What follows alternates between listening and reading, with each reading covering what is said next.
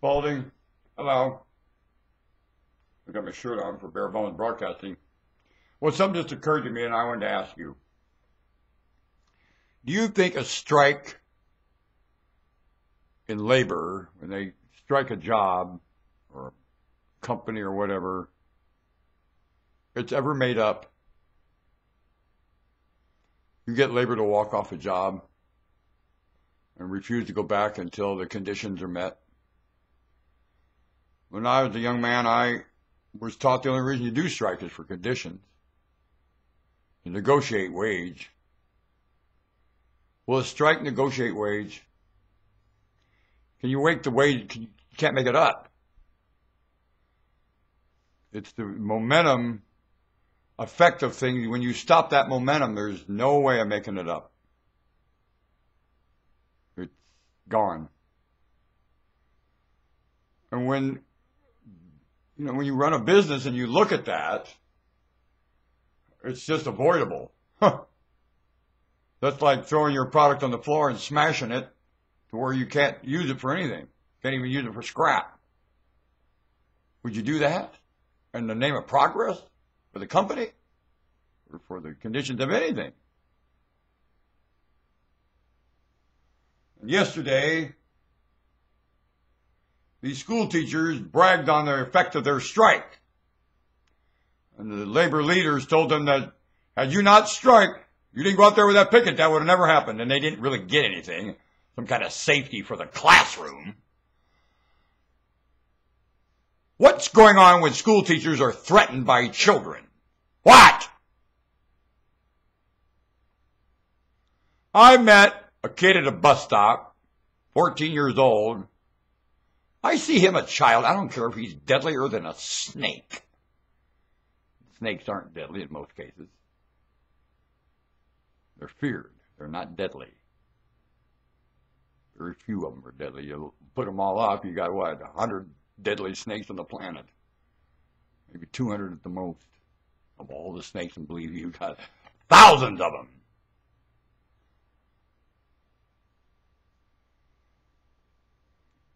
Told the boy, you ain't a felon, boy. That's all I want to remind you. You can slit my throat all you want. You never did it as a felon. And immediately that young man's attitude adjusted. He knew I was on his side.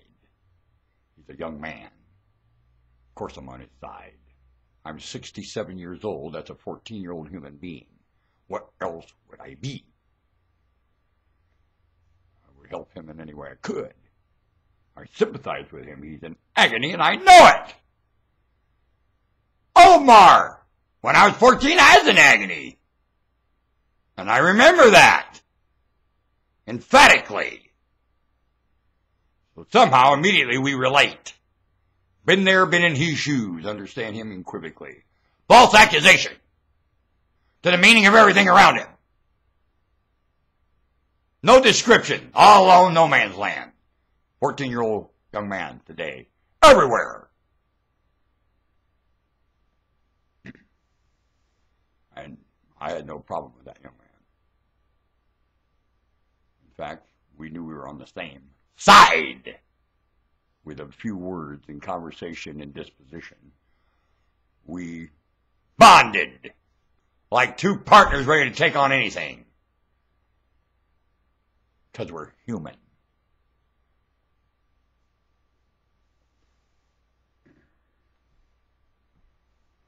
Well, what the hell is going on around here? Will you get asked that? You want God Almighty to show up and you think you're going to get raptured. You're going to get spanked. All of you. Nobody gets raptured. Everybody gets paddled.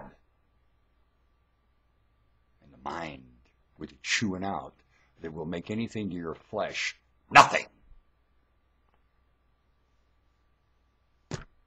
Keep it in mind. That's what you're asking for. A feeling of you humiliating to yourself in a way you'll never expect. Because you're all mocking this place. Those that have to come and live in it. especially by philosophy and tradition and method. You better be well aware of that one. And be ready, because you are not ready for Pop to come home to this farm. No, you are not. You have mocked the chores here a long time. And the farm's a trash heap. And Pop comes home. Wow! You're going to be busy a long time, aren't you? You ain't going to have fun for a long, long time. Unless you make fun of working on the farm, you ain't having no fun. You better know it. You're not leaving the farm. No, you ain't. And you ain't having fun. You bring Pop home. Call Pop some more. Because you're calling Wolf! You're calling Wolf every time you call Pop. And too dumb to know it.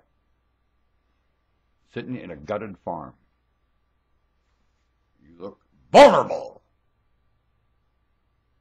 Anything that likes you all at the same time. Very vulnerable. You betrayed yourselves. And the philosophy that fits here. And the philosophy has to live here for those yet to come. You mocked it. Every philosophy you've told for a long time. And you're sure of telling them. Crazy, mentally ill. Ha! As soon as somebody doesn't behave like, oh, you're mentally ill. Oh, really? You know, that's what my siblings said about me. And the psychiatrist said, and the psychologist said, you ain't mentally ill, punk. Now live up. Oh, that's what police officer said, too. One eye gleaming, the other eye glaring.